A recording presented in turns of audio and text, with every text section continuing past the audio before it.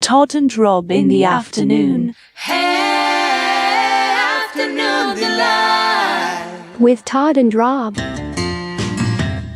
Oh, yeah. Oh, yeah, and here we are on the New Media Show, and I am back after being out for 2 weeks. Yeah. So, back in the studio, back in the saddle again, as they say. yeah, right? and it's been like I've been in and out of here. The week before last, I was closing the office in Columbus. So the office in Columbus is no more, has been turned over to the landlord. I saw that, yeah. We got our, got that money back that we don't have to spend no more on rent, and it can be. Are you sad about that on Nope. one hand? Nope. Okay.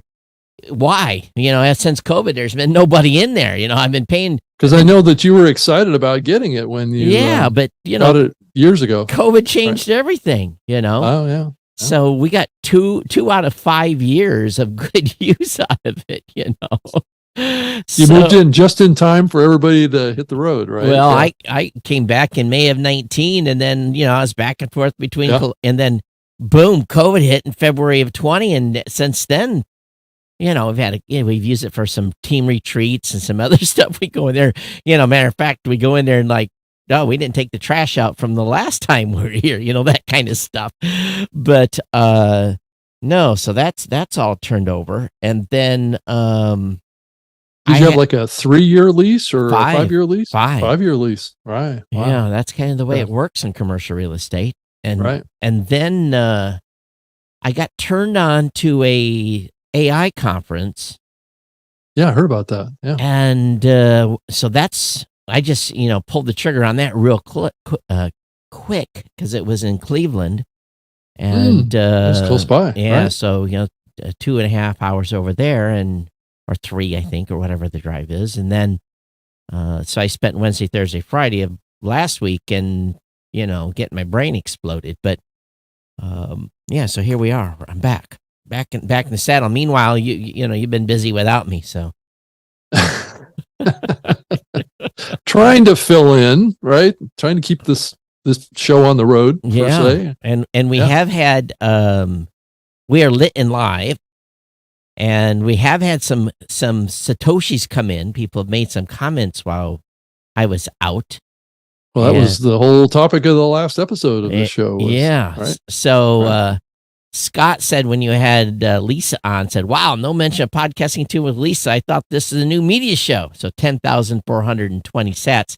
It was just a Twit infomercial episode. And then last week, R.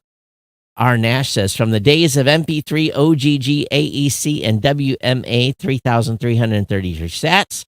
And then someone asked again, where do Leo and Lisa stand on V for V? And that was another question by R. W. Nash, 3,333 sats. Well, and Lisa answered it online. Oh, really? And it was a resounding no. Oh, well, interesting. It was pretty clear on there. They don't. They're not buying into the crypto stuff. So right. Yeah. Well, it's not about just crypto. I know it's not, but it does have ties to it with the Satoshis, right? Well, it's again value for value, and value for value comes in many ways: time, talent, and treasure. So, oh yeah, there's no question. I mean, if you want to hear a complete deep dive on, I know. Check out last week's episode with. Believe me, I already with Sam. Right? I already all there. I'm already in. I know everything you guys talked about. So nothing new per se. No, that's true. That's true. Yeah. I think what it was more of an exposure and exploring what the PodFan product was and how that all works and how that's a terrific example of what could, the industry could evolve to that kind of a model over time. Yeah, sure. Right. So, lots going on there, but so and for me, it's been just kind of this whirlwind because you got back and one of the sessions they had there, matter of fact, I'm not sharing. So there's a whole bunch of stuff that we found that people are going to have to dig hard to find some of this stuff. I'm not sharing on the show some of the tools I found. I'm just not. It's a competitive advantage at this point, and I don't want to reveal all that was learned. So I guess it was good. That's all I'm going to say. I will say this. I will say this. There is what's going to happen for knowledge workers. And if you're a knowledge worker, you're basically someone that's in marketing, HR, someone that's, anyone that's in knowledge work. Mm-hmm. Life is going to change completely. And there's going to be those that think and are creative. And there's going to be subject matter experts. And then in the middle is going to be this term called thunking. Thinkers, thunking, and SMEs. Today, we're doing a lot of thunking. You think a little bit. All right, let me do that proposal. All right, let me think a little bit. Let me write this project document. All right, let me think a little bit. Let's go analyze this spreadsheet. That's the thunking, the middle part. The thunking's going away. It's the transitional stage, right? Well, in 2 to 3 years, the thunking is going away. So, because people are going to have to go from how they've been working like this today to how they're going to work like this in this thunking phase, like you're talking about. It's kind of like, are you going to move there, or are you going to stay? Well, and if you're not the SME, if you're not the subject matter expert, because guess what? The thunking makes mistakes. The future thunking is not, the output isn't always going to be right. It's going to have biases. There's going to have wrong information. So you're going to need the subject matter expert to clean up what the thunking got wrong. Right.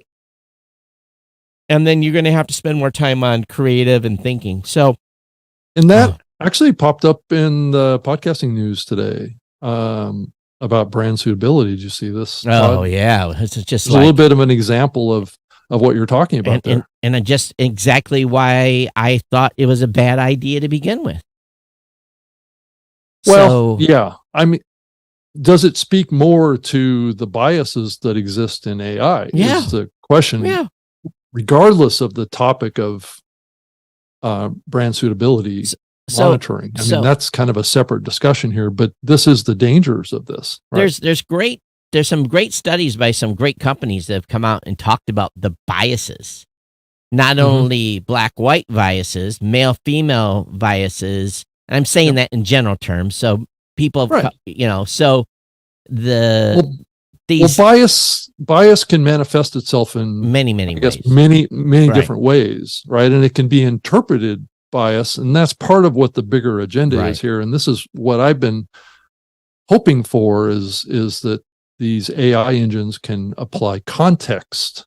What it seems like is going on here is the brand suitability and brand safety folks are going out there saying that they're all about context, right? It's all about digging into the meaning of words and rating and ranking things based on what they mean in the context of a phrase, or contextually or culturally what they mean, right? But what this is starting to show is that maybe the AI is not as good as we think it is in deciphering this stuff. It's the model they're using has not been trained well. Well, that's exactly what I'm trying to say, Todd, is that it's just not there yet. Well, again, it's dependent upon the people that have done the work and have put the guardrails and put. Are there guardrails in any of these platforms? Yeah, I think it's a good question. There are, there are. And if you're going to be who's setting those guardrails? Well, if you are developing your own solution, I get that, Todd, but there's no standard guardrails here that exist in any of this. Well, there are some, and don't get me wrong, it's not perfect by any means.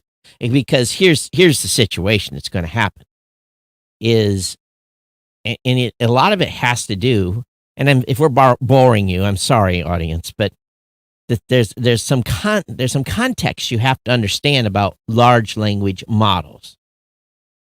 How those large language models are essentially created is, here's a question.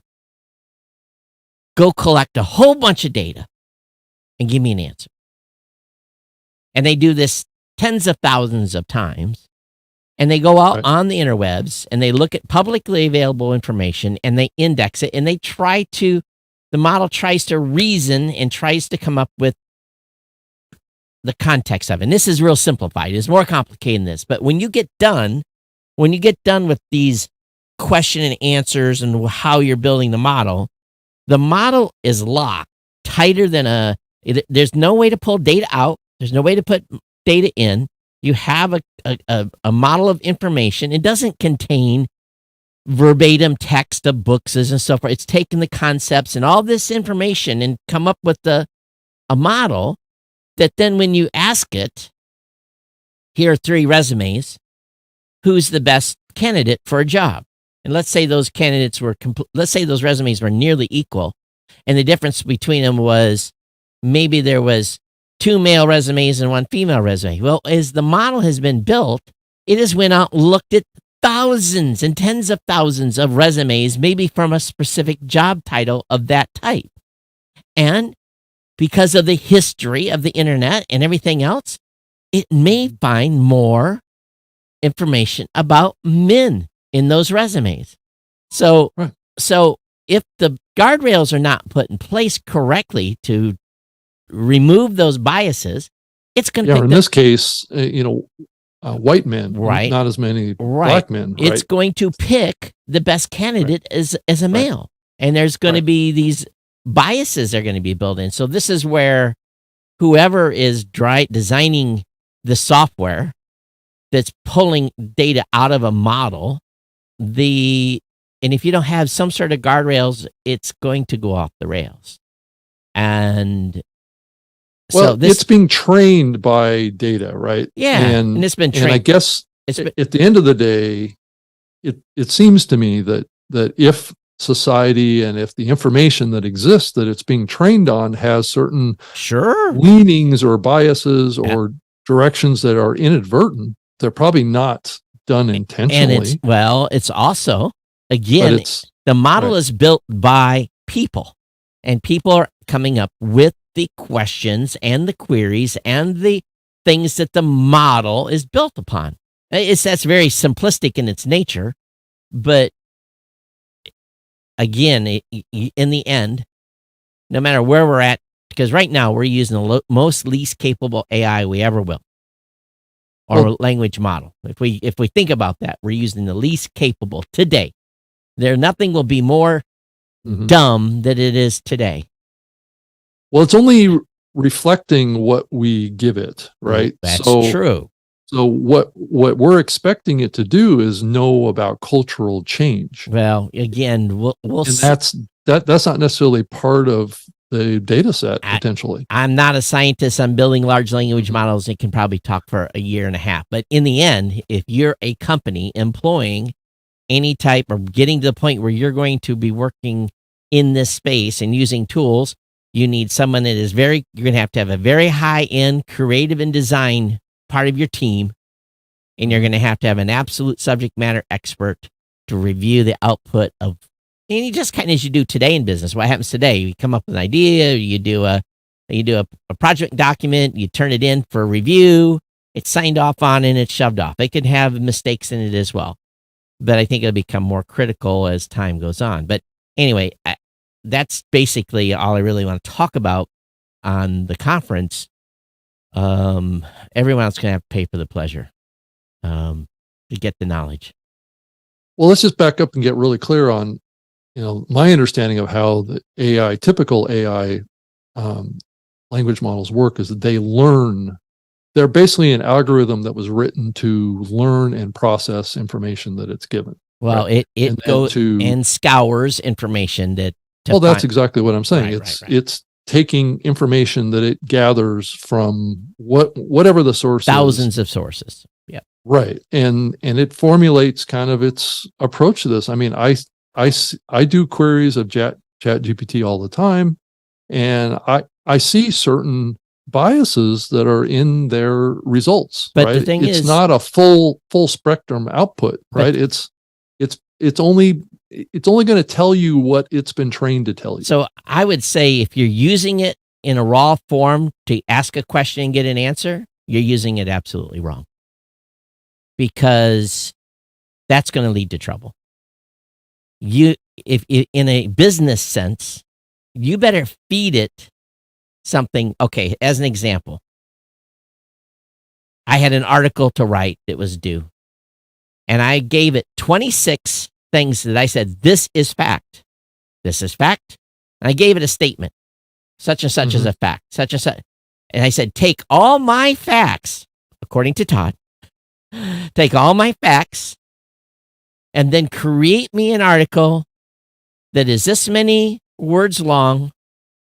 And it did. And then I spent an hour going in and shuffling and editing and making sure things are right and it made sense before I moved on. It's definitely saved me 2 or 3 hours worth of work. But I never ask a raw question without providing it some sort of input data that I say this is the source of truth. I don't ever say, what is 2 times 2? I don't ask it that. I tell it 2 times 2 equals 4. And I give it the information that I want it to use.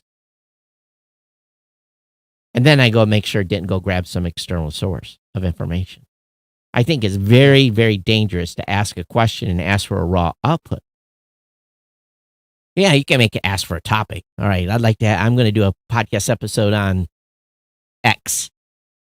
Give me some questions or give me some thoughts on what I should talk about with this topic. Probably pretty good for that. But it's going to be sounds a little messy. It's going to be it general. Still sounds messy. It's going to be general. It still sounds messy. But the key is most people do not understand how to write prompts. So the prompt writing is going to be critical if you're going to succeed using these tools successfully. You just can't write it a 1-sentence prompt.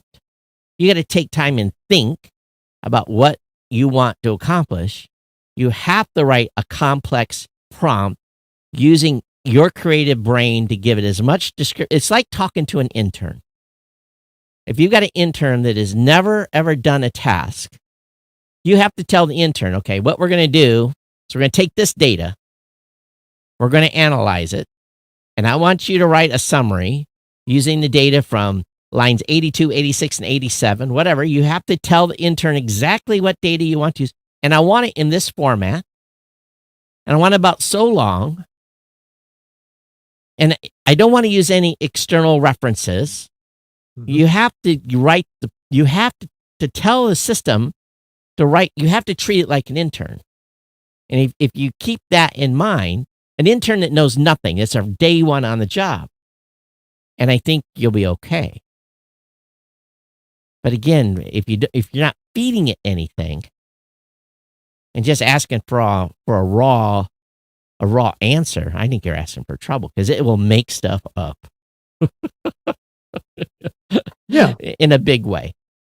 Well, it has this concept of hallucinations that happen in it too. Right. It doesn't always come up with factual information. So, but to bring the conversation back a little bit to the brand suitability stuff, this context is costing some podcasters money. Well, right? Then because they need to choose. They're being flagged for things that are not correct. Then they need to choose not to work with that vendor. Well, I thought it was interesting that Sounder AI was kind of the tool that was behind this disclosure about certain other tools like Sounder AI that are doing the brand suitability that are not understanding. Just give an example, Urban One kind of was being, I guess, discriminated against based on a cultural difference, by using the term bomb. Yeah, like the bomb. Right. That's the bomb. Means in certain segments of culture means it's cool. Right. But into other segments of culture, it means an explosive device. Because their model is so weak that it doesn't understand context. But I'll be frank with you. I've talked to a lot of these brand suitability platforms, and they will tell you that that's the reason that they exist is to understand context. Well, it depends. But obviously, it's missing on this. Well, right? It's been pointed out. Again, what model are they? There are literally now you can go out on the web, and there's marketplaces for them, literally a 1,000 different models built for different things. And if they're using a model that someone else built, they have no idea. They have no idea. If they built their own model, then they screwed up. Simple. If they're using a third-party model, they're using someone else's model and they don't have the right controls, and this is hard to get right now. Yeah, but I thought it was interesting, the more competitive dynamic that's going on here. Sounders, of course, saying they're not doing this, but somebody else is, but there's really only a couple other players. Right. Of course. In the market. Of course they're going to say that. Well, I mean, they could have these problems too. Rob, right? Not millions, billions of dollars are on the line. Billions of dollars are on the line. Who gets this right? And ultimately trillions of dollars.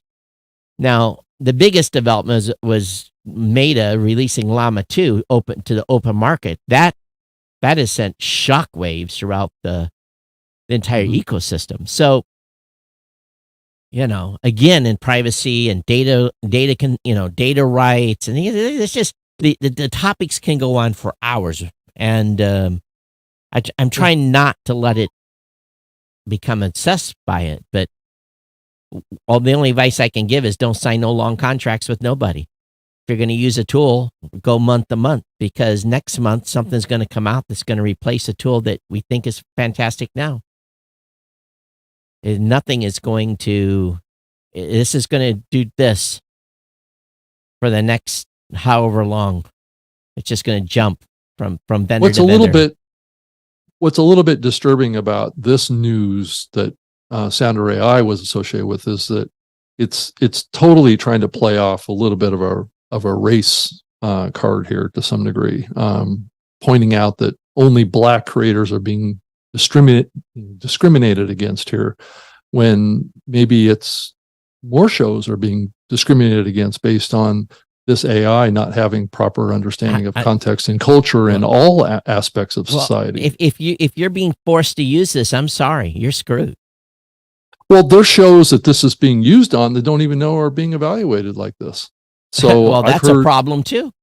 Right. Well, so there's inherent issues in all this, and this even goes beyond moderation. This is around using these tools as a weapon to decrease their ability to monetize, right? Which is a whole nother level of. We talked about it's that. We talked about this on the show beforehand, of course. Right. It's beyond just kind of moderation, right? Because this is financial blocking. If you're a creator and you have to warn your guests, hey, don't say the bomb on the show because we're going to get demonetized. That was the bomb. Right. Or whatever other, that's a word I've used before. That's the bomb. I've used that before. So it's this control of this and of these companies untrusting content is ruining. It's going to ruin podcasting. I would imagine all these platforms don't even know that these problems exist until they get exposed like this, right? I mean, how would you know? It's going to ruin. And guess what? Okay, if you chose to go down that route and live that route of monetization, and you have to watch your words, why do this? Why would you be? I refuse to be censored. I'm careful in my own way of what I say. Mm-hmm. But I don't want to even have the thought that someone's looking at my content behind my back and saying, oh my God, that show's non-monetizable or unsafe, and give it a rating just because some stupid large language model can't understand slang or cultural references or whatever it may be. Yeah, it said that the standard keyword block list of this research that came out claimed that 92% of Urban One's podcast content was potentially problematic, and it couldn't be advertised on. It's insane. Absolutely insane. Someone needs to be fired. It's, we're putting too much trust into this. Absolutely. You can't trust any of this. That's why I'm saying if you're going to employ this as a company, you have to have a subject matter expert that's looking at every output that you're getting from these platforms. Right. Is this a legal liability to those tools that Urban One could file a lawsuit against them? It depends if they actually lost money because of it. Yeah, it's clearly could be seen as damages, right? Yeah. There was damages incurred in the misunderstanding of the cultural references, right? Yeah, this is a Pandora's box that, Oh, and there's going to be lots more of these. There's going to be lots more of these Pandora boxes for sure. And talk about Pandora's box. Did you see that Sounds Profitable today announced their own newsletter? I thought they had their own newsletter. Well, they announced a new. It's called. I think it's called the Download. And I thought they had that for a long time. Actually. Well, there was a post that came out today. I got the email this morning, and as I read that, you have to read it. And I am quite sure. Don't eat me, James Cridland. That someone is very irritated. When I read through their description of what that was, there was some direct shots in there at like, we're not going to commercialize. There was some language in there that made me go, very, very interesting commentary. I will just, it was interesting how it was written. I'll just. So is it like a daily newsletter? Okay, so that would directly compete with Pod News. Is that says what makes the download different? 3 keystones of the download are respect, objectivity, and ownership.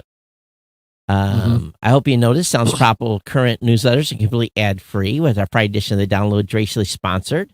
We continue that ad and clutter-free focus for the daily edition. Daily, right? That's the key right there. The download Monday through Thursday with Spreaker from iHeart, providing 4 unique data points that will be able to trend week to week as a reminder. And that sounds like a podcast, Todd. Well, as it's a newsletter, as a reminder, neither partner is given additional preference or influence. Okay, but Spreaker doesn't distribute newsletters. This is not Spreaker. This is Sounds. Yeah, but Profitable. you said no, but you just read the word Spreaker in the context of talking about this. Yeah, Spreaker. So that's a podcast hosting platform. Spreaker and iHeart are providing unique data points. Data points. Okay. Yeah. Got it. Got it. Okay. So anyway, it was just interesting how it was kind of written, and they were talking about how it was going to be impartial and so forth. But it just, to me, I read things maybe I shouldn't between the lines. So well, I'm sure there's some people get mad at competitive interest here, right? Right. Between these platforms, and there's a bunch of other podcasting newsletters out there too. But yeah, I mean, I think it. If you think about it, Sounds Profitable started in a partnership with Pod News, right? Yeah. It says on the company level, Tom and I believe it's important to disclose that we've never received outside investment. Neither of us have or plan to hold board seats, advisory, equity, advisory roles with any company. So there again, I think that's another dig. We don't offer any sort of work on commission, and our personal investment portfolio managed by outside firms, which is that's an interesting disclosure. So they're trying to be very, very transparent on what it is and what it isn't, and whether it will be influenced or whether it will not. And it's an interesting write up, and I read it twice. So awesome. But anyway, they're going Monday through Thursday on it. Oh, Monday through Thursday. Okay. Yep. they're skipping Friday. They're taking Friday off. Yeah, that's smart. No one does hardly anything on Friday anyway. Right. We switched to half day Fridays. The Blueberry team now leaves at noon on Friday. We do 36-hour work weeks now. Wow. Okay. Yep. It was because it's just one of those how progressive of you. Right. Well, it's just one of those things, It's like who gets really a lot of work done on Friday afternoon. If there's something critical, I'll do a meeting, or if there's something that comes up, we will. But by practice, the team's out by noon. Mm-hmm. So, yeah.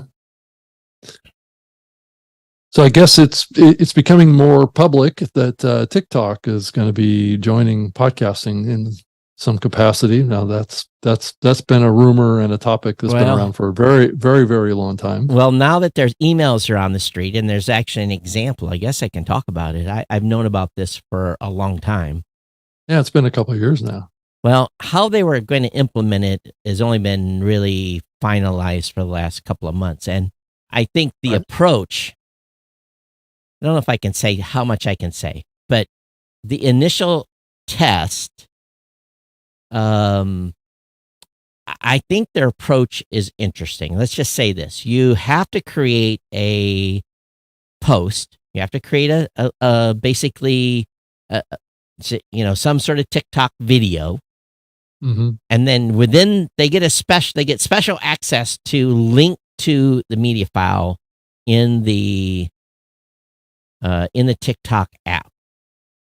So what happens is you do a social TikTok post, and then there's a link to the media file in the app that allows you then to as the video is playing for the promotion, you can then click in and actually listen to the full episode. So basically, you build a promotion for the episode in TikTok, and then you're able to listen to the episode right in TikTok. Yeah, I'm looking at a screenshot of their interface, and it does say go to upload icon at the top right-hand corner of the app. It says click the link podcast tab, and it says enter the link to your RSS feed, and then select an episode, I guess. Right. So it's not very clear if it's talking about video or if it's talking about audio. You have to do, it's audio. You do a video TikTok, and then you link to your audio podcast. Okay. And then you can listen to the audio podcast in TikTok, as long as you don't, basically, if you flip off, though, you won't be able to listen to it. But you can come back to it. So there are some things going on there. Now, I can't probably say more than what I'm allowed to say based upon what I know right now. But basically, what you publicly see is what I'm going to publicly talk about.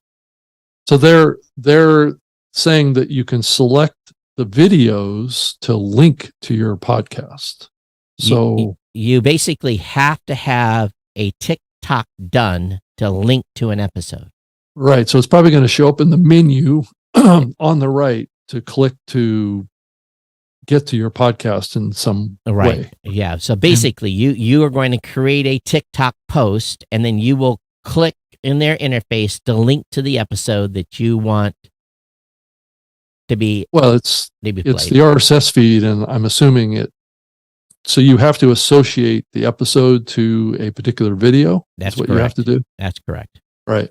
And then what's the experience when you click on the actual podcast link? I wonder. It plays. Does it go to a separate? No. It plays. The audio just plays. Plays within the app. And I haven't seen, but my understanding is if you stay on that thread, it'll play within the app. But I think it'll probably take over the screen, so you won't be watching a video anymore. Someone's going to have to show us. Right, so you won't be watching a video. No, what'll take over is an audio. Is the audio experience. Yeah, right. So it's essentially a way to promote your episode in TikTok. Right. Yeah. Okay. So, and I think that's probably acceptable from an implementation standpoint. Well, it's a pass through, I'm assuming, or is it? I can't comment on that today.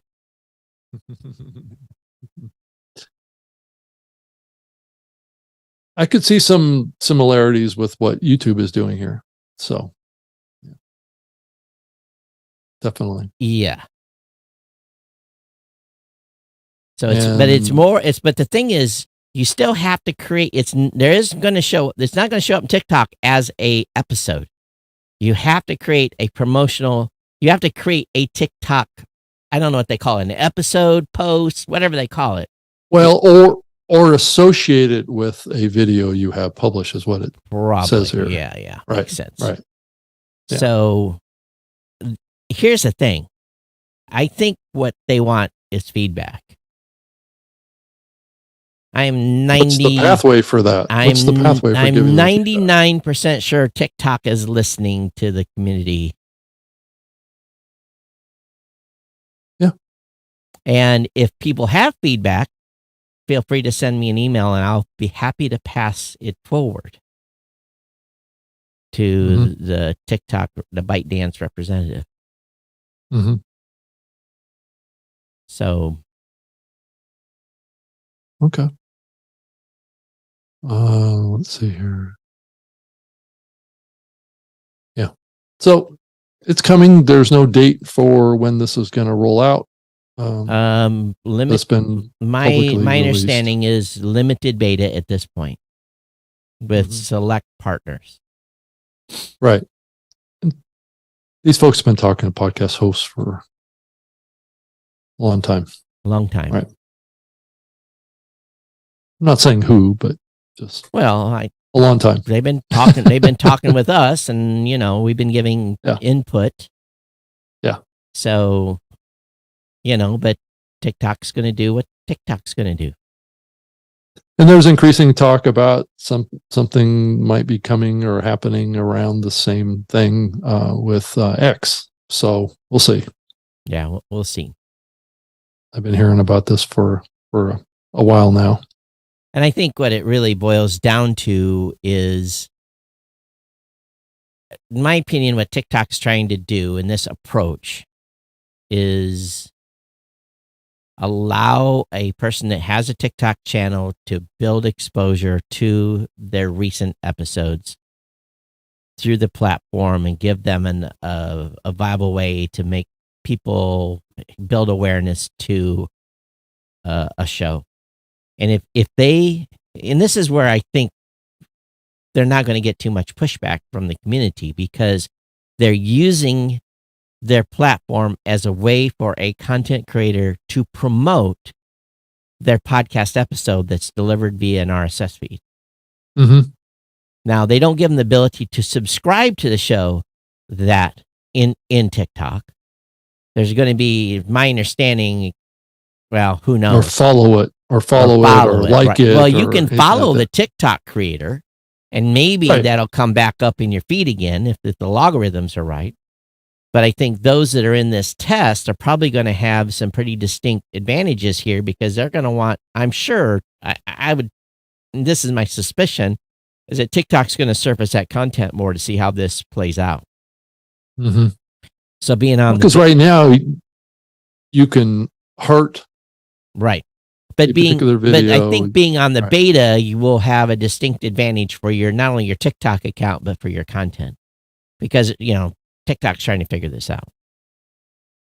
Yeah, I think it's the bouncing between video and audio that's going to be interesting to see how they kind of do that. The biggest challenge is, not a lot of, believe it or not a lot of podcasters have successful TikTok accounts. So there's a distinct opportunity there. It's hard to focus on everything these days, Todd. I think I agree. That's the bigger discussion the industry needs to have, and certainly AI can potentially play a part here. Well, you can use tools to help create content for TikTok for sure.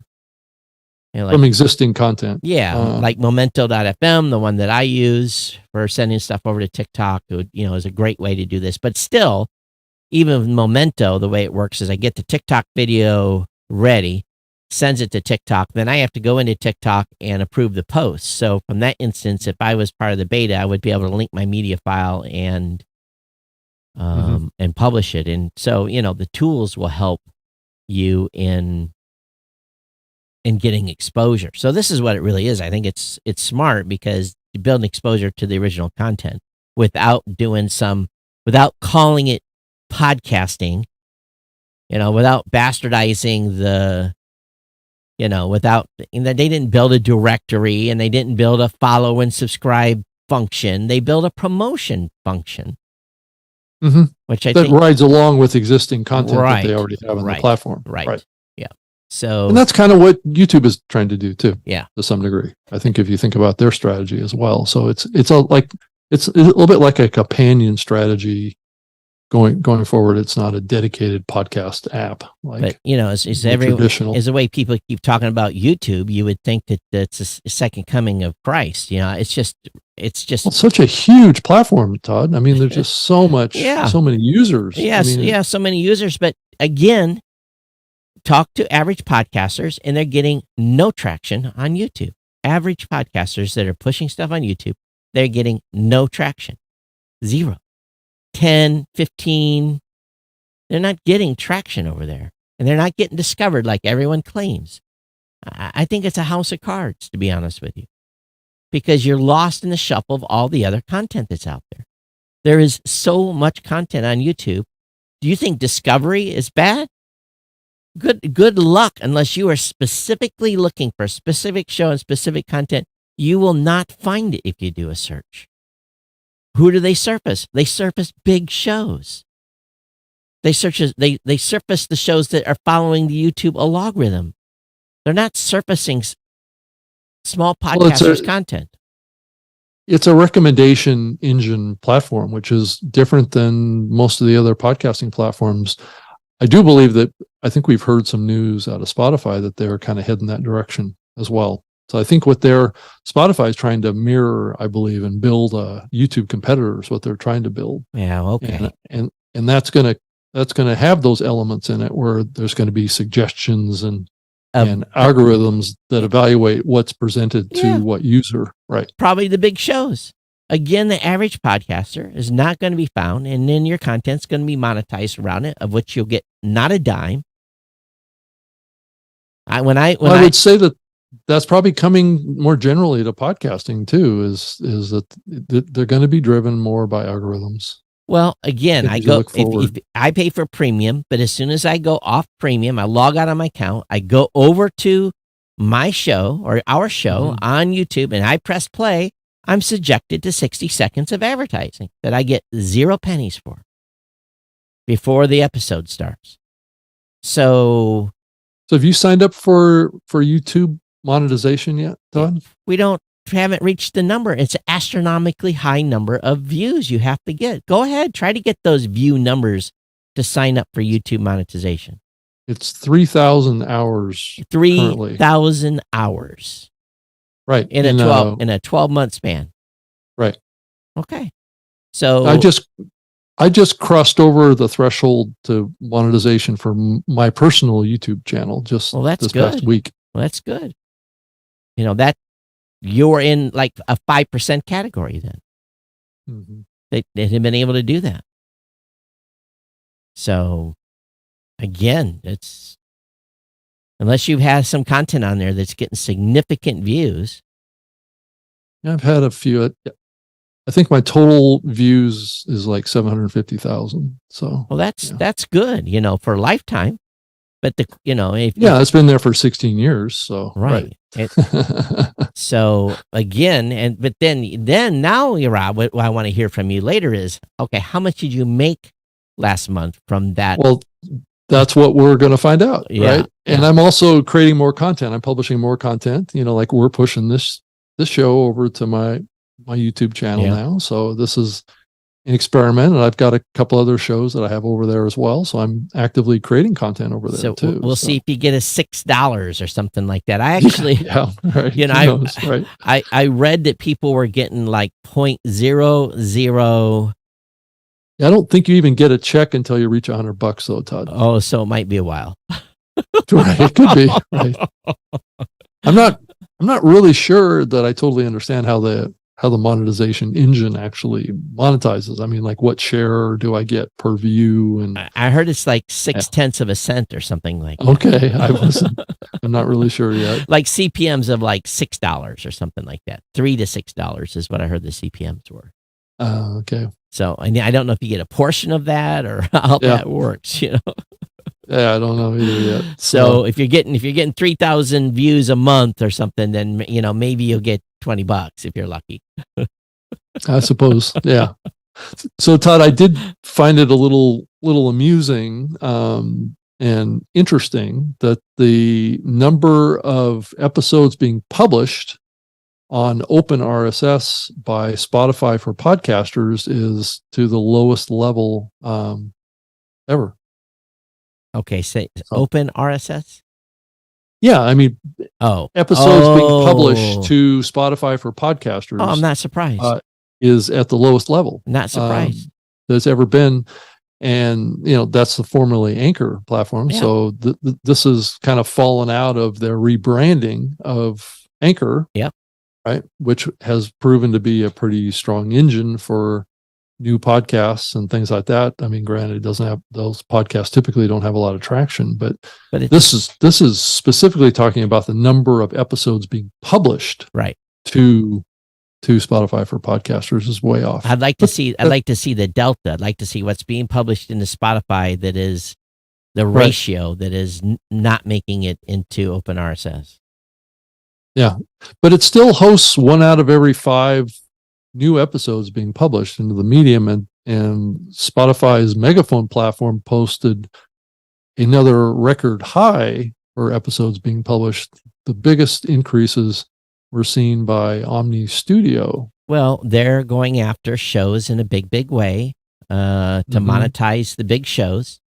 So Megaphone has a lot of big shows over there. Yeah, and it's an expensive platform to host on too, right? So, it's one of those situations where it's a case of the haves and the have-nots, and the have-nots are shows that are your average. I don't want to say it that way, but it's basically it's almost wholeheartedly ignoring most indie content creators. Yeah, I don't think I don't know what the total number of shows that are hosted on Megaphone is, but I think it's been, I don't know, 40, 50,000 maybe max. But so it is it's a good number. Yeah, right? It is what it is. And meanwhile, it's I look at our July results, and the green line was above the red line. So I guess that's the that is a good sign. That's the key. Right. And then it said over the last week, this is off of Pod News. Thank you, James. And James is going to be joining us on stage for our live new media show at Podcast Movement coming up on I believe it's the 23rd of August, coming up later this month. It's very close. Yep. And so I guess over the last week, there's been 195,804 podcasts published, at least one episode. So just in this last week. Well, let's go over and actually look at the system. The overall numbers, right? 113,000 in the last 3 days, 232,000 in the last 10 days, 336,296 in the last 30 days, which is really like way down. 423,000 in 60 days, 485,000 in the last 90 days. These are shows that have published a new episode. That 336 number is shocking. Yeah, that's like half what it used to be. Right. Yeah. So, and I probably can, I have to find it here. I got to load Slack up. Well, I think we're going through a massive reset of this industry. I hate to use that term, but I don't think we're going through a reset. I think what we're going through. Well, it feels like it. It feels like everything is kind of, shifting. Companies are cutting back. There was a post in Pod News that came out that was talking about, the effect of corporate dollars on podcasting, right? So, was there a lot of investment that was made in podcasting that in hindsight wasn't wise. And I think that's what this article points out. It was an article written by Rebecca Sanez in Pod News, and it was talking about kind of a good example is like the Harry and Meghan show that the Spotify was involved in, and how that really turned into a flop, and you know, it just, there was a lot of investment, I guess, that has turned out to be not wise, and that's why we're seeing a lot of pullback by Spotify right now, and other companies. It's not just Spotify, but the indie space and the listener space remains strong, and matter of fact, there is huge gains in download numbers. We're seeing across the board shows are growing. Well, audience is still there. Absolutely. I mean, I agree with you 100%.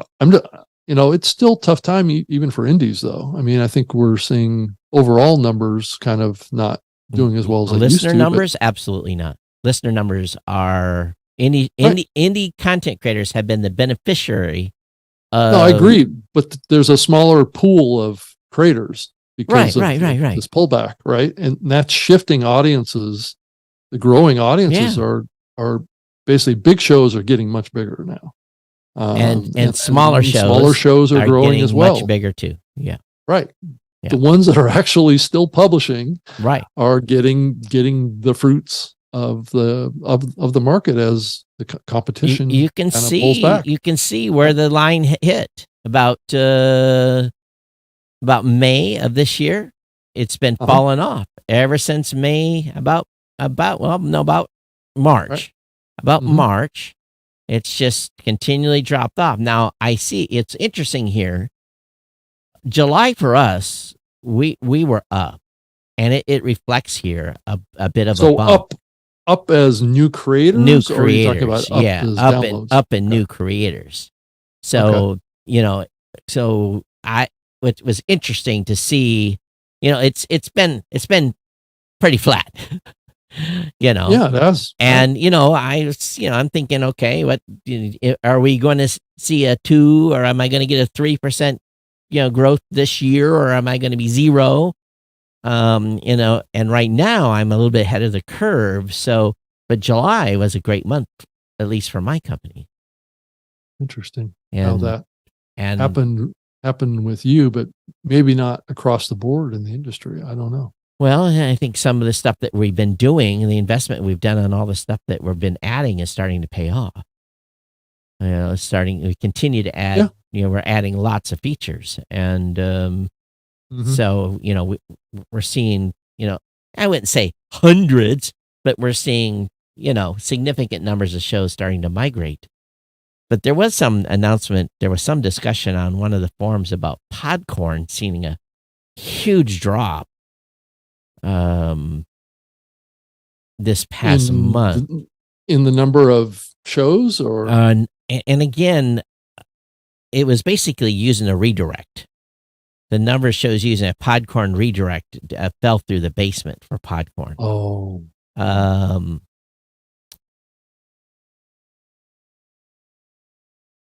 So John Spurlock said, looking at the change in mix of hosting companies using Podcorn from May to July, looks like Buzzsprout went from 53.49 to 11.48%. So it must be Buzzsprout was using Podcorn for monetization.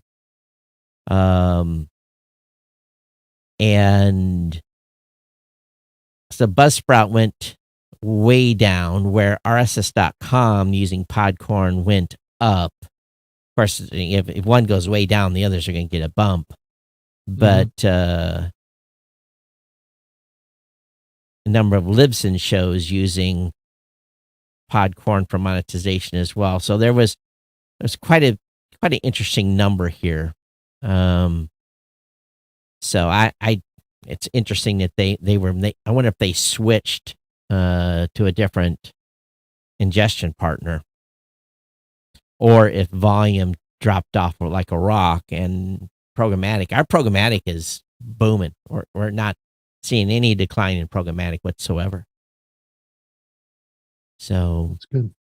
In just overall usage, or are you talking about CPMs? CPMs, usage, everything, fill rates. Okay. So SoundStack continues to do a good job for us in keeping the ads rolling. But so is SoundStack using any kind of brand suitability stuff at all in their platform? You'll have to ask SoundStack. Yeah, I'm not sure. To my knowledge, no. But I could be wrong. I know that those platforms are out after everybody. So yeah, well, you're going to have to decide, if you want content that's being filtered. If your programmatic drops off at Blueberry, let me know. We'll look into it. Yeah. Yeah, because I'm pretty sure that filtering is happening at the buying level, right? Potentially, yep. So it's not going to happen at the host level. So, right. You may not even know that you're being filtered against. Mm-hmm. You just don't know. So, and I'm sure there's, I don't know. Again, we don't guarantee fill rates or anything. It's well, you can't. No, I mean, there's no way that you have any way of controlling any. Well, I can kind of look at the average when it comes back, but I could probably look show by show and do, comparative analysis and see if one dropped from 1 month to the next. But payment rates look to be about the same historically as when shows get on, it takes about 60 days really to get on performance. And once they're in there, then you kind of, each month you can almost kind of predict what a show's going to generate revenue. Yeah, I thought it was remarkable, this Edison research report that came out about kids' podcast listeners. Yeah, I didn't read that yet. Yeah, it says 29% of kids aged 6 to 12 in the U.S. are monthly podcast listeners. To what? That's a good question. It said 87% of them have shared something they learned from a podcast with others. Now, I don't know how they know that for sure, but that's in polling, I'm sure. Yeah, that was a question that was asked. But how do they poll 6 to 12-year-olds? It's not like I'm going to let my 6 to 12-year-old on the phone. So they're probably getting this from parents. Yeah. Parents use podcasts to foster family connections. It said among parents of children, monthly podcast listeners. So it does look like that they spoke to the parents about their child's activities. Right. So it says kids podcast to be enjoyed by the whole family. It said 71% said it is important for kids podcasts to give parents and children topics to discuss together. So there's a bunch of detail which I don't have in front of me. So by the way, Rob, did you read the New Media Show's blog post summary for the last episode? Have you been reading those? No, I didn't actually. Yeah, you should go. You should look at what the summaries have been. So is that on our page on the website? So as an example, here's the last one. I don't know if I want to read it all in entirety, but it says Rob Greenlee and Sam Sethi have an in-depth discussion about new monetization models for podcasting, including micropayments, the value model, and using Satoshis. They talk about platforms like Podfans. So you provided me the first paragraph. Right. Okay. Then you use that as the trigger. Now it actually pulled this from the episode content, right? And then the rest of this was pulled from the transcript. Sam's given an overview of the value of the concept. Podcasters set a value for content. Listeners can pay that amount or adjust it up or down, depending on what they feel their content is worth. This facilitate micropayments a bit. So I should have added in there, this was for Podfans. So there's missing context right there. So Sam explained how his Podfans implements value for value using SATs micropayments. Listeners pay more by the minute. This rather than a flat subscription fee. This gives listeners more control. They discuss the challenges around getting people used to digital wallets and transacting in Satoshis. Talking about how the process can still be complex. Sam argues that with time, exposure, Satoshi micropayments can become ubiquitous as sending an email. They talk about how you and him explore how values relate to Bitcoin and the controversy around cryptocurrencies.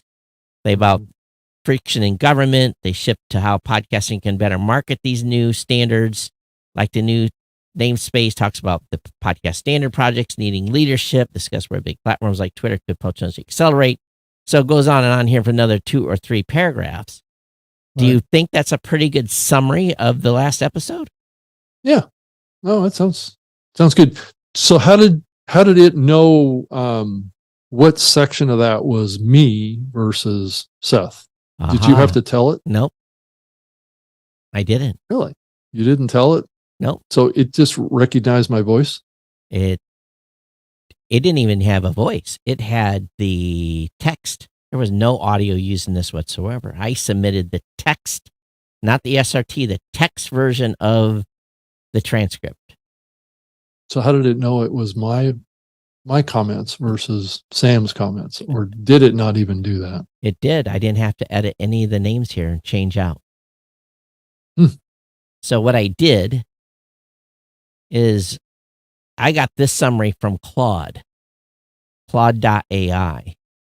So did Claude know different voices? So I've been let me playing around with Descript, and you actually have to tag Descript when it generates a transcript. Let me go back and let's find the podcast new media trends. Okay.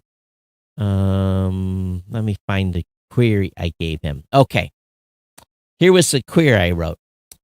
Provide a title for this podcast transcript between Rod Greenlee and Sam Sethi. Also provide a summary of the podcast along with a 2-word SEO keyword and 143-character secondary SEO summary for Yoast. I didn't use the title that it gave it. I used the one you gave me. Got it. And so I did tell Claude.ai who the 2 participants were. And okay. Got it. And so I guess it sorted through who was who. Okay. And free.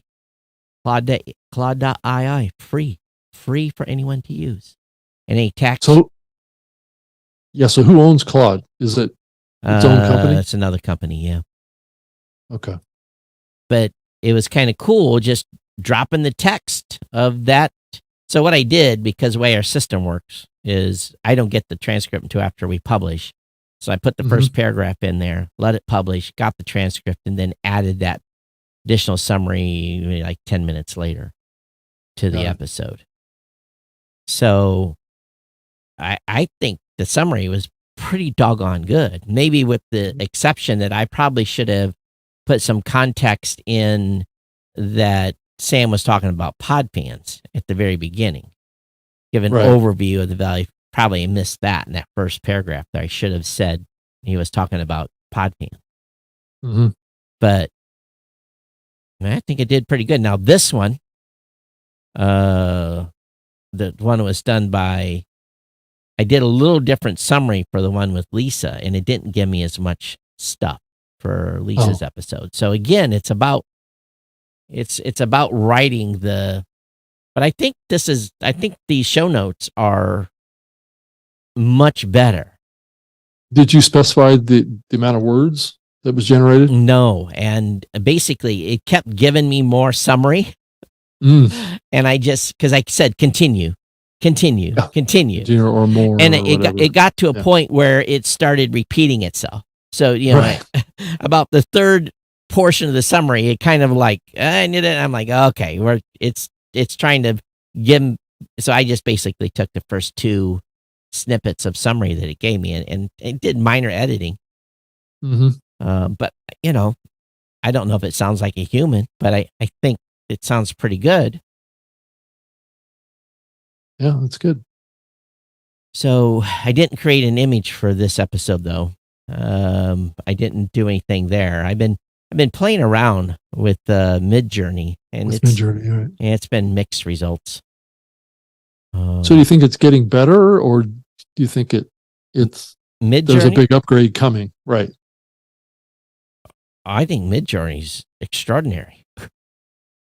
Yeah. Okay. And again, writing the for a better word, writing your description is better. So like this one here, this was an image from the Midjourney created, and I basically, the title of this, SEC wanted Coinbase crypto delistings. That was the title of the episode. And I asked it to create an image of the SEC building in kind of a dark twilight. And so this is kind of what it gave me. Now, it did not get the SEC building exactly right, but the SEC building, as I looked it up on Google, is similar to this. Someone that doesn't know wouldn't know this is the wrong person. Wouldn't know the difference. Right.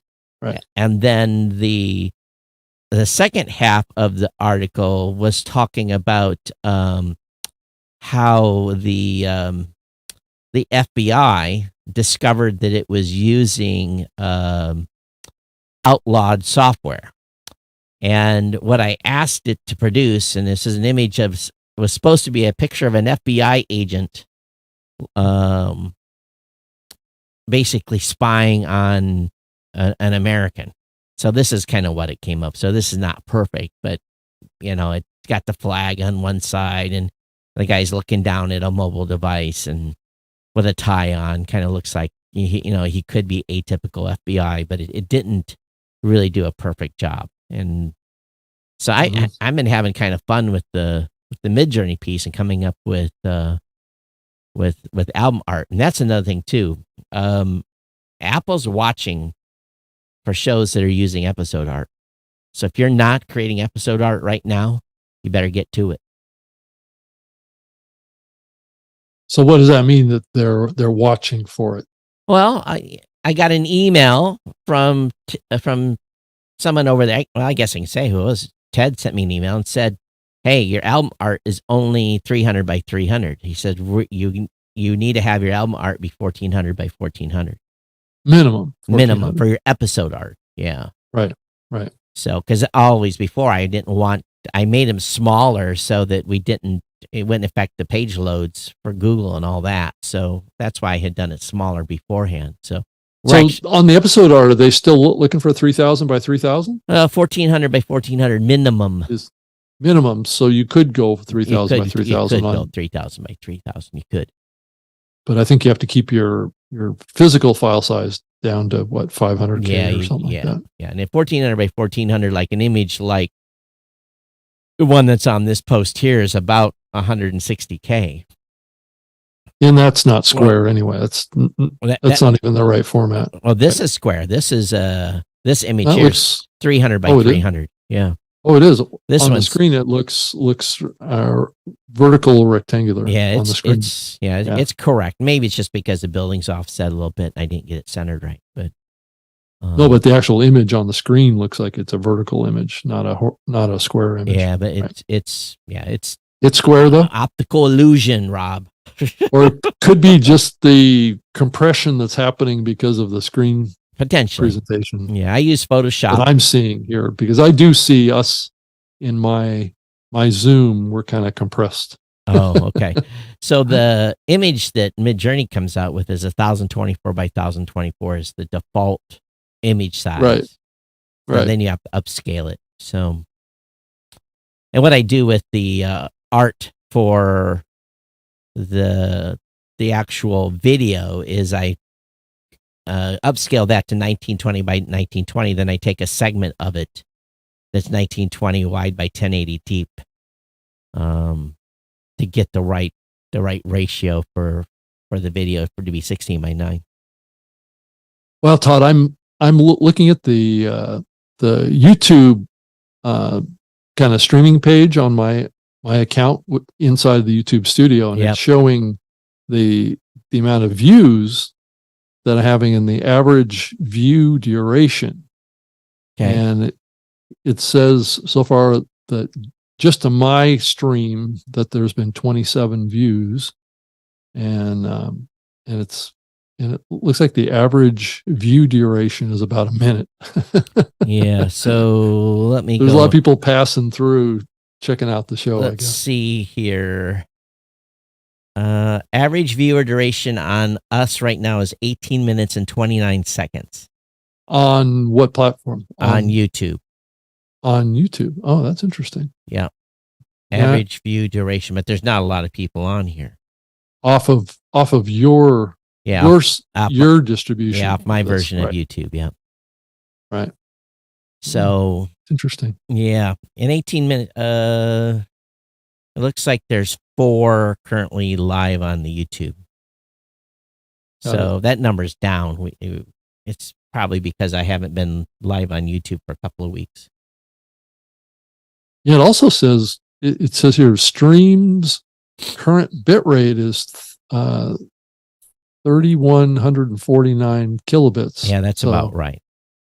It says it's higher than the recommended or something like that. Yeah, it's based on the setting that I have here for the stream output, because I'm pushing a couple of streams, so I give it about 3.5K per stream. Oh, you do? Okay. Yeah. Interesting.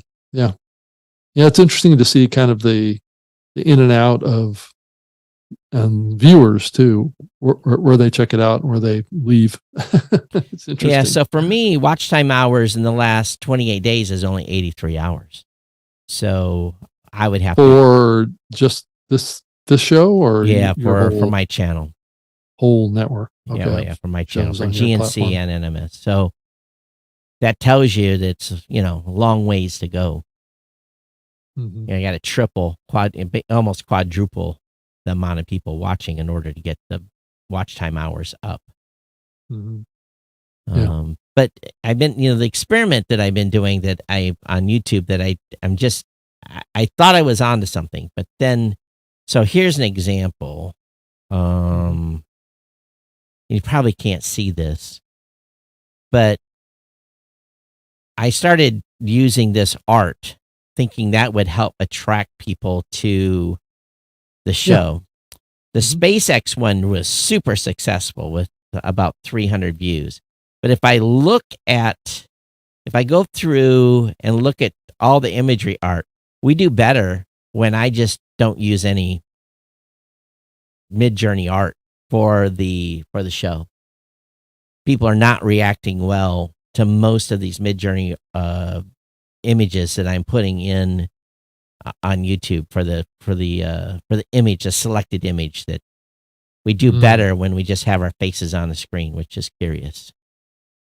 And I thought that the art would have caught someone's eye and caused them to click more than just seeing our faces and clicking, but that does not seem to be the case. Well, there's no context there. I think that's the challenge with those art pieces, is that they don't clearly communicate to anyone unless they read the subtitles. Right. So maybe there needs to be some text on top of those graphics then, maybe. If you look at the shows on YouTube that do well, that's kind of what they do, is that there's like a shocking look on somebody's face and then text, across the actual image itself. But most, and it's a lot of clickbait. Yeah, there's a lot of kind of like teasing things that that the video may not really be entirely about, but I hate clickbait. And some shows use it on YouTube, use it so much it drives me crazy. It's like, oh, we have a problem. Well, you never know what you're gonna, it's like, oh, the world's gonna collapse, or it's gonna be, world's ending in 24 hours. I hate to say it, but that's what people get sucked in on. Maybe that's what we need to start doing, is clickbait podcast episode. Podcasts will die on September 1st. So hey, that's what we'll do with the audience. So come up with a couple of clickbait titles, and we'll do some tests with the new media show, and we'll use some clickbait titles to see how people react.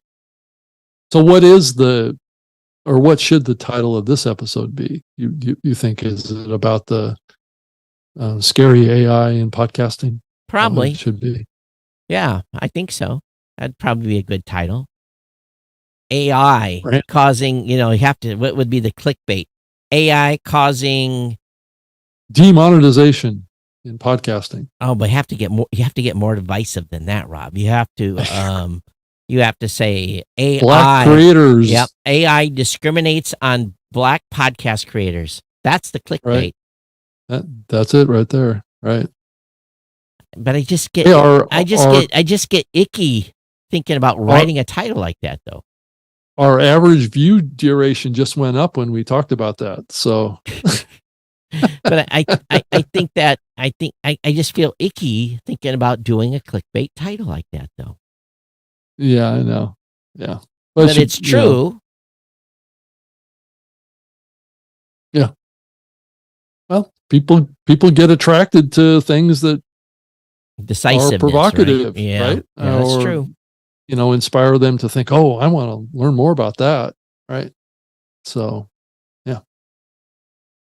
So this is a mental game is what it is. And I do think it's coming more and more to podcasting. I think is this kind of concept of clickbait. Let me read you a quote for something. I'm going to read you something that's going to really make you think here. And this could have come out of my mouth. Oh, it could have. It could have, but it didn't. It didn't necessarily. It didn't. And I think you're going to appreciate this. At this conference I went to, there was a reoccurring theme talking about original content, podcasts, videos, and live events. I mean, podcasts were said so many times, I wanted to stand up and say, hey, by the way, all of you here, I'm a podcast host. You want to start a podcast? Come on over, right? I really wanted to do that. What was the context of the comments that were related to podcasting? Okay, so listen to this. This wraps it up and I copied this verbatim. There's a shift in perspective where more value is placed on human viewpoints through podcasts, videos, and live events. There's a shift in perspective where more value is placed on human viewpoints through podcasts, videos, and live events in the context of in an AI content generated world. Who do you trust? The trust factor. I'm doing a whole show on that.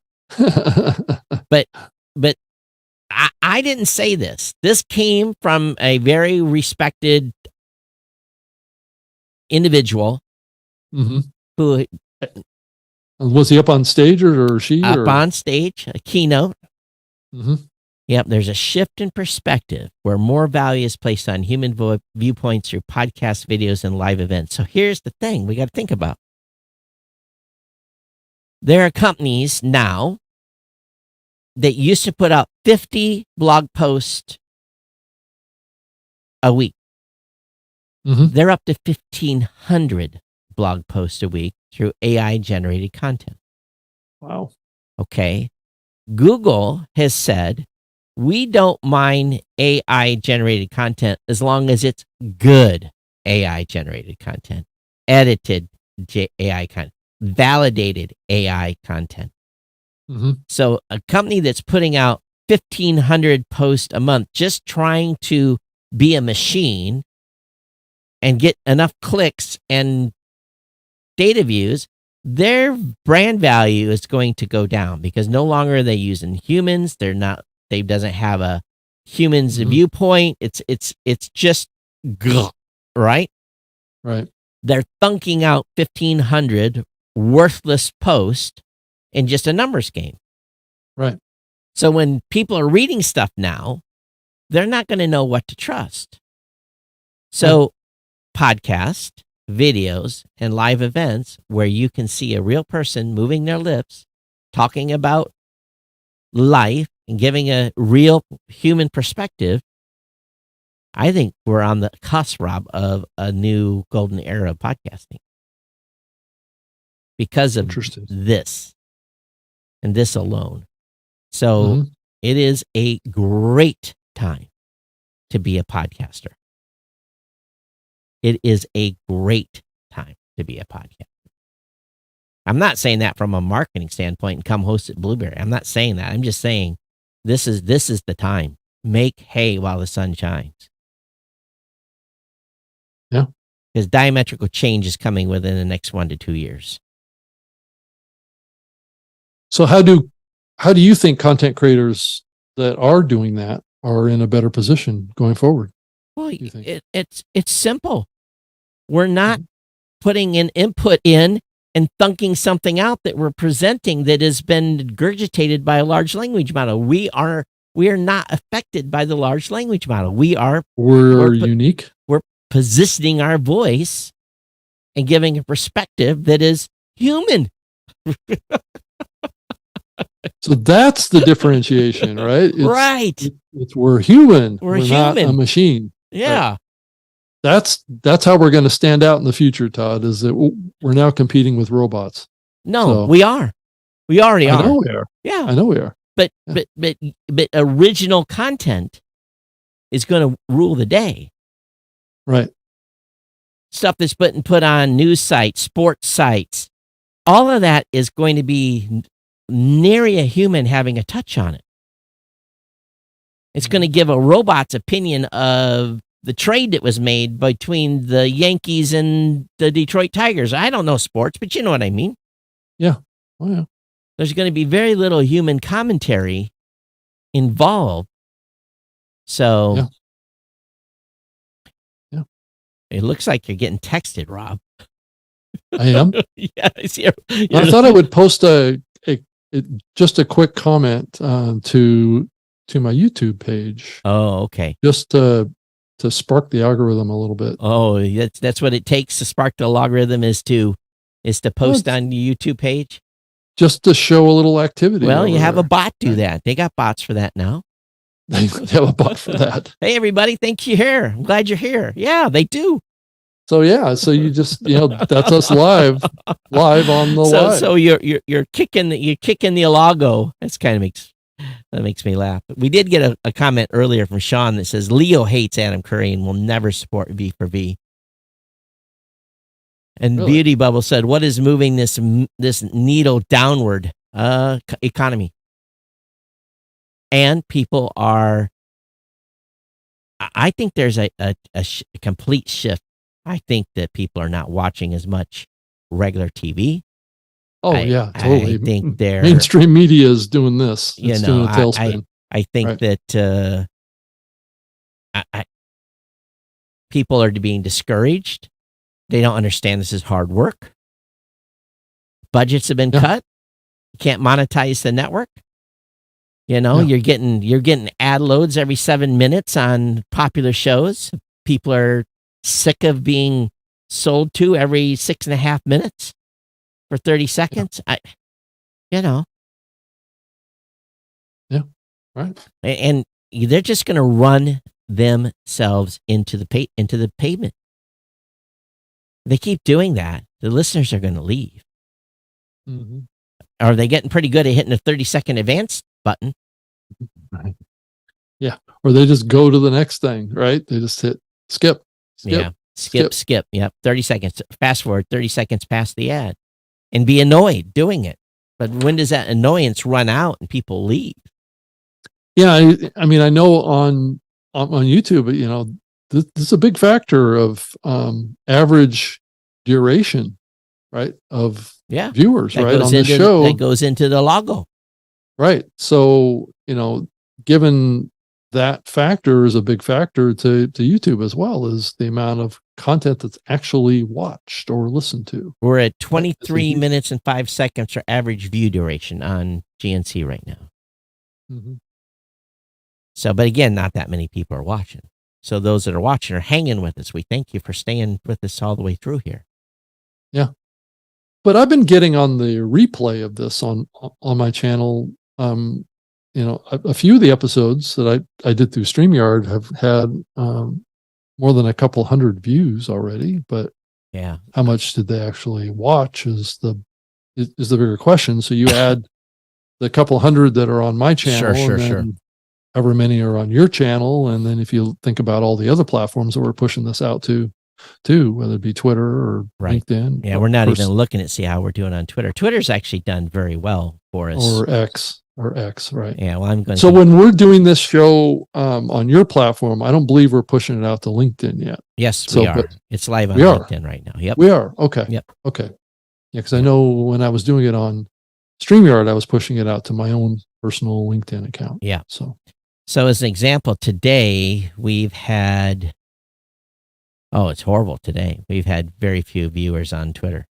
Maybe when it ends, we will get more.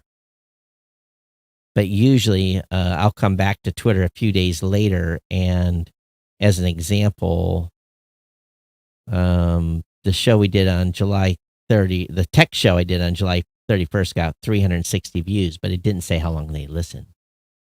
I don't know. Right. So, yeah, I'll occasionally go in there and I'll repost it, right? And then add more context to the post, which always helps. And it's been so far today, ours has gotten 32 views, which is a little bit lower than normal on Twitter. Or so X. I'm not gonna. It's still Twitter to me. It can be X, whatever we want to call it. It's still Twitter. It's going to take a while to break a habit. Yeah, I don't think it's being pushed to my Twitter account. It's just being pushed to yours. No, because I have to authenticate. Unless you give me your username and password, I can't authenticate it. Right. Yeah. That's true. That's the challenge. But I could go to your page. Yeah, and you could retweet it. Right. Yep. So I guess we're, it's an interesting time to be a content creator at this point, be a podcaster. Pour on the coals, ladies and gentlemen. Don't. What are you seeing with your, what is everyone seeing with their stats? I want to hear from the listeners. What are you guys seeing? Are you seeing your numbers go up? Is it flat? What are you doing?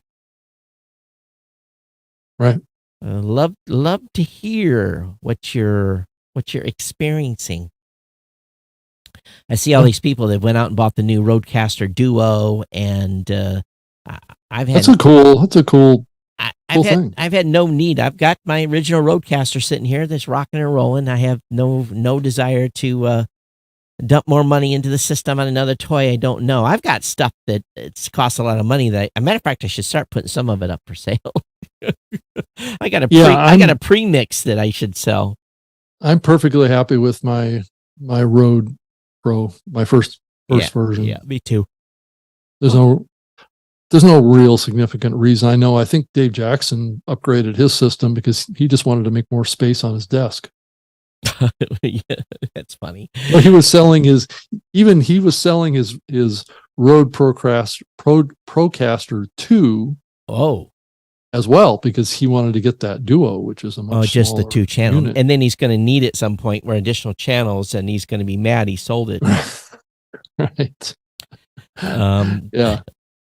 But he just wanted more room on his desk, is what he told me. Well, if people could see my desk, yeah, that would save me 4 inches of stuff on the desk. But in the scheme of things, laptop, monitor, TriCaster, monitor. I've got a big table.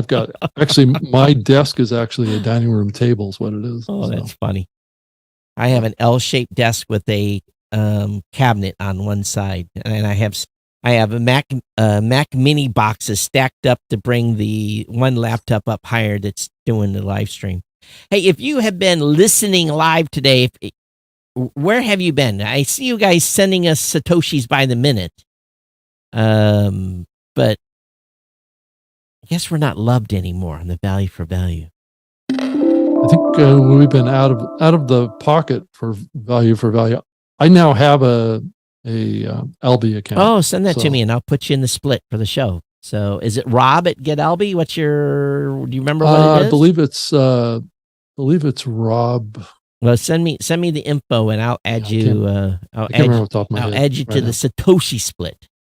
Okay. Yeah. Because Sam gave me already. I got like 1,300 Satoshis in my account. Oh, so that's a 33, about 30 cents. I know. Believe me, I don't feel rich right now because of it. So that's all right. Well, this show in the last probably 3 months have done a little over 1 million Satoshis, 1.2 million Satoshis. Which is equivalent to like $1 or something? No, that's about, I think it's maybe like about $140, I think. Oh, okay. So, and it's, it's like stuff is coming in right now, 28 sats at a time. People are listening to the show on the apps and they're streaming us sats by the minute. That's where we get most of our earnings, as people are using the new podcast apps at podcastapps.com and streaming us sats by the minute. Anywhere between, like, there's someone was doing 94 sats a minute. Another person was doing, 500 sats a minute. Wow, that's impressive. Mitch, thank you for your 500 sats a minute. That's a baller boost. 28 sats a minute from Dave Jackson. Chad was doing 141 sats a minute. Brian was doing 47 sats a minute. I'm just looking back through here, people that are streaming the show, listening to the show live and then sending sats by the minute.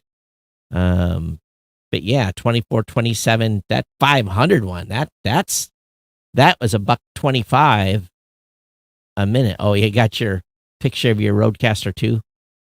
No, this is the Duo that we were Duo. just talking about. Yeah. Yeah, so I just wanted to throw those up. This is the new, smaller, more compact version of the Procaster from Rode. So Adam Curry's I think I saw this in Vegas. Is where I saw this. It's got pretty cool software in it, but it does have 4 sliders there, so I think it does have the ability to have 4 channels, Todd.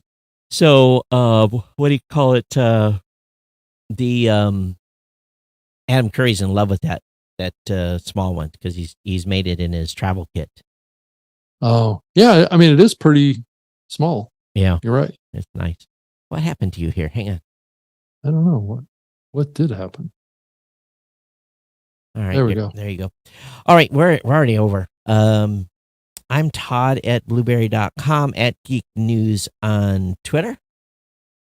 I'm on Twitter as well, at Rob Greenlee, and I can be reached rob.greenlee@gmail.com. So that's a great way to reach me, and check out my new Trust Factor show that I'm doing now. So and then I'm also involved in a project with Robert Scoble out of the Silicon Valley area. We're working on a project together called Unaligned AI. So I'm doing some interviews with some AI startup founders, and we're going to document the development of this AI stuff, especially around media, and then also kind of talk about these issues of how these AI platforms are not really aligned very well with humans quite yet. You're going to need to do about 50 interviews a week to keep up.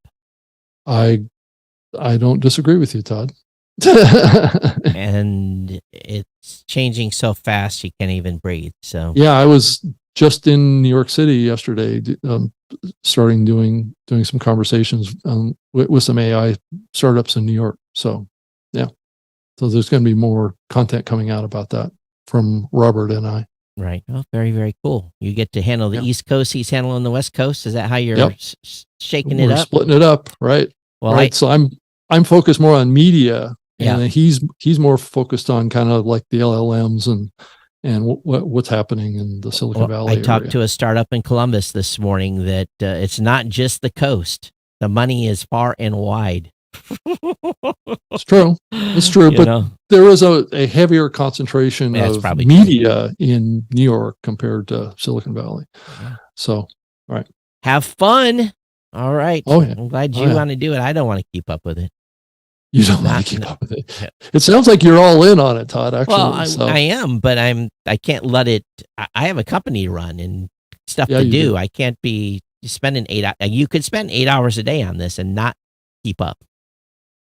So I'm doing I just get newsletters. But is it a worthy effort to try and keep up with what's happening with AI? Is it a smart, career and business move to be knowledgeable about this stuff? is the other question, right? If you're not, you're done. Right. So the answer to that question is yes. Yeah. So if you're not, right. and if you're listening and you haven't touched anything yet, time to get busy. Time to get chopping here. Sean says a Rodecaster Pro 2 rules, should upgrade from the first model. Yeah. So, all right, everyone. Thanks for being here. Thanks for watching us or listening to us. And if you've been live, make sure you've made comments in whatever channel that you have listened on. And again, drop us an email if you have comments. We'll be back with you next Wednesday, same channels, and I'll say that plural. And now we'll take this live show and turn it into a. I heard that slip, Todd. And we'll turn it into live podcast. We'll turn this live show into a podcast. All right. Right. All right. All right, everyone. Thanks for being here. We'll see you next time. Bye. Bye.